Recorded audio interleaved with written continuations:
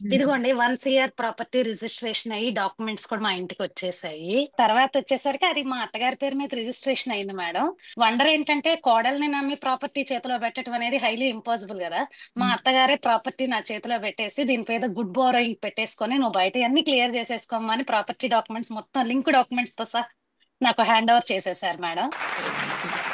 Second thing వచ్చేసరికి నేను అసలు మీ క్లాస్‌కి ఫీజు కట్టి అసలట్లా పే చేశాను. మరుసటి రోజు నేను 2,20,000 రిసీవ్ చేసుకున్నాను మేడం. జస్ట్ నేను మ్యాజికల్ ప్రోగ్రామ్‌లోనే ఉన్నాను. రావాల్సిన దాంట్లో ఒకళ్ళు 54,000 ఏసేసారనమాట అకౌంట్‌లో. మా అత్తయ్య, మామయ్యోళ్ళకి 2 మంత్స్ క్రితము యూకేకి విజిట్ వీసాకి పెట్టారు.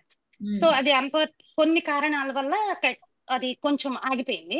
సో, హ్మ్. నేను మళ్ళీ వాళ్ళు మొన్న ఇంటర్వ్యూకి కాదు, జస్ట్ బ్యాంక్‌లో బ్యాలెన్స్ చూపియటానికని ఎళ్తే మన నిత్యా ఏంజెల్ గారిని, మైకేల్ గారిని ఇద్దరిని వాళ్ళతో పంపించాననమాట.